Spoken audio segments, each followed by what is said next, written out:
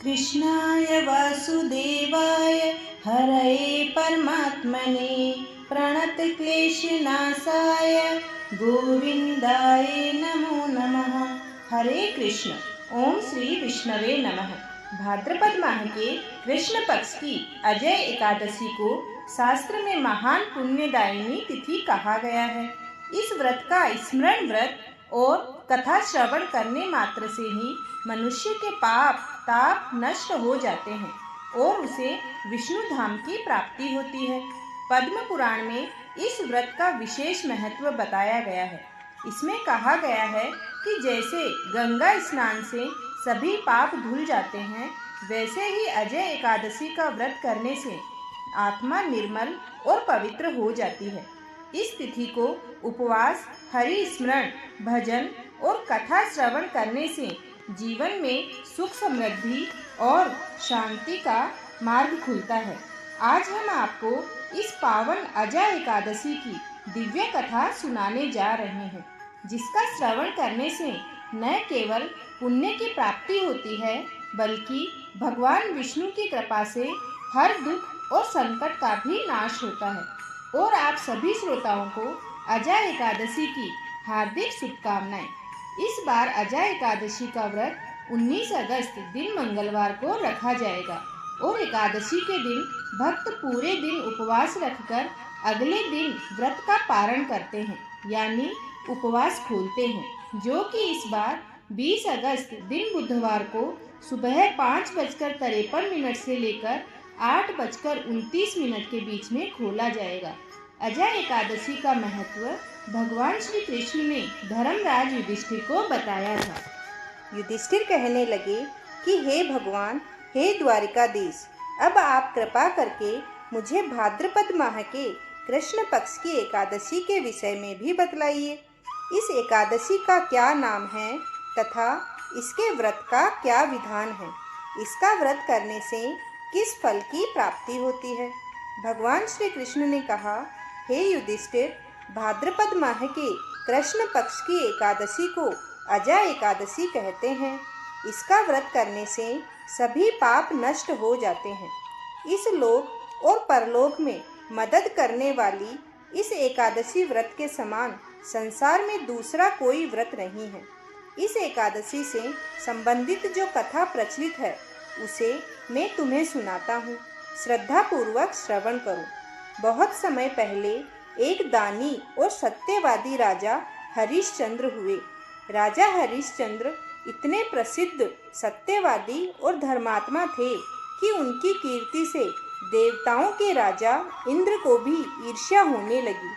इंद्र ने महर्षि विश्वामित्र को हरिश्चंद्र की परीक्षा लेने के लिए उकसाया। इंद्र के कहने से महर्षि विश्वामित्र जी ने राजा हरिश्चंद्र को योग बल से ऐसा स्वप्न दिखलाया कि राजा स्वप्न में ऋषि को सब राज्य दान कर रहे हैं। दूसरे दिन महर्षि विश्वामित्र अयोध्या आए और अपना राज्य मांगने लगे। स्वप्न में किए दान को भी राजा ने स्वीकार कर लिया और विश्वामित्र जी को सारा राज्य दे दिया। अयोध्या से जब राजा हरिश्चंद्र चलने लगे, तब विश्वामित्र जी ने कहा, जप तप दान आदि बिना दक्षिणा दिए सफल नहीं होते राजन। राजपाट तुमने पहले ही मुझे दे दिए हैं, तो अब दक्षिणा कैसे दोगे? तो हरिश्चंद्र ने महर्षि विश्वामित्र से दक्षिणा देने के लिए 1 महीने का समय लेकर वे काशी आए। काशी में उन्होंने अपनी पत्नी को एक ब्राह्मण के हाथ बेच दिया। राजकुमार रोहिताश्व बहुत छोटे बालक थे। प्रार्थना करने पर ब्राह्मण ने उसे अपनी माता के साथ रहने की आज्ञा दे दी। स्वयं अपने को राजा हरिश्चंद्र ने एक चांडाल के हाथ बेच दिया और इस प्रकार ऋषि विश्वामित्र को 1000 मोहरें दक्षिणा में दी। महारानी अब ब्राह्मण के घर में दासी का काम करने लगी। चांडाल के सेवक होकर राजा हरिश्चंद्र शमशान घाट की चौकीदारी करने लगे। हरिश्चंद्र शमशान में मृतकों के परिजनों से दाह संस्कार के बदले कर वसूली करने का काम करते थे। कई बार उनके सामने धर्म संकट की स्थिति भी बनी, लेकिन हरिश्चंद्र कभी सत्य और कर्तव्य के मार्ग से विचलित नहीं हुए।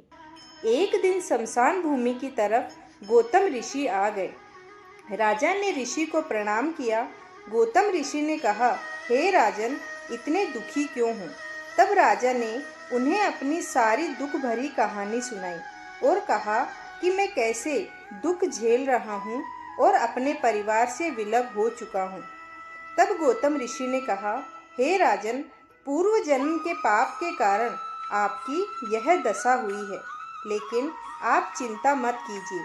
यदि आप भाद्रपद कृष्ण एकादशी का व्रत करो और अजय एकादशी व्रत कथा सुनो तो तुम्हारे इस हालत से उद्धार हो जाएगा। राजा ने ऋषि की बात मानकर अजय एकादशी का व्रत करने लगे। एक दिन रोहिताश्व ब्राह्मण की पूजा के लिए फूल चुन रहा था कि उसे सांप ने काट लिया।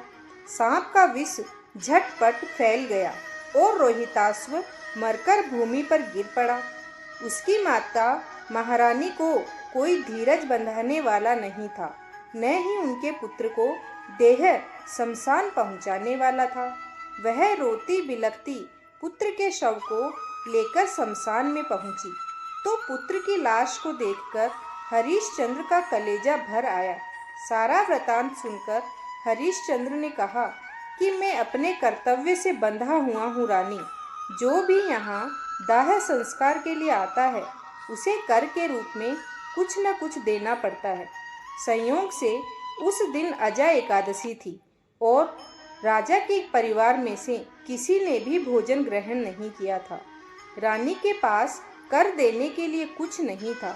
राजा हरिश्चंद्र को बड़ा दुख हुआ, किंतु वे अपने धर्म पर स्थित बने रहे। अपने हालातों पर दोनों भगवान से प्रार्थना कर रहे थे।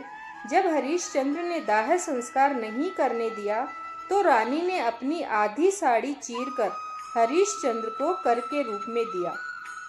उधर प्रभु भी यह सब कुछ देख रहे थे, तो हरिश्चंद्र की कर्तव्यपरायणता को देखकर वहाँ भगवान नारायण, इंद्र, धर्मराज आदि देवता और महर्षि विश्वामित्र प्रकट हो गए।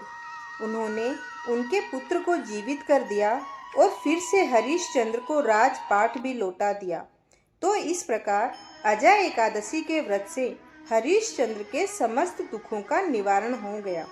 सत्य के प्रभाव से राजा हरिश्चंद्र महारानी के साथ भगवान के धाम में चले गए। महर्षि विश्वामित्र ने राजकुमार रोहिताश्व को अयोध्या का राजा बना दिया। हे राजन, हे युधिष्ठिर, यह सब अजय एकादशी के प्रभाव से ही हुआ। अतः जो मनुष्य यत्न के साथ विधि पूर्वक इस व्रत को करते हुए रात्रि जागरण करते हैं, उनके समस्त पाप नष्ट होकर अंत में वे स्वर्ग लोक को प्राप्त होते हैं। इस एकादशी की कथा के श्रवण मात्र से अश्वमेघ यज्ञ का फल प्राप्त होता है। प्रेम से बोलिए अजय एकादशी की जय, भगवान विष्णु की जय। ओम नमः शिवाय। भक्तों, अगर आपको ये कहानी पसंद आई है तो चैनल को जरूर सब्सक्राइब करें। धन्यवाद।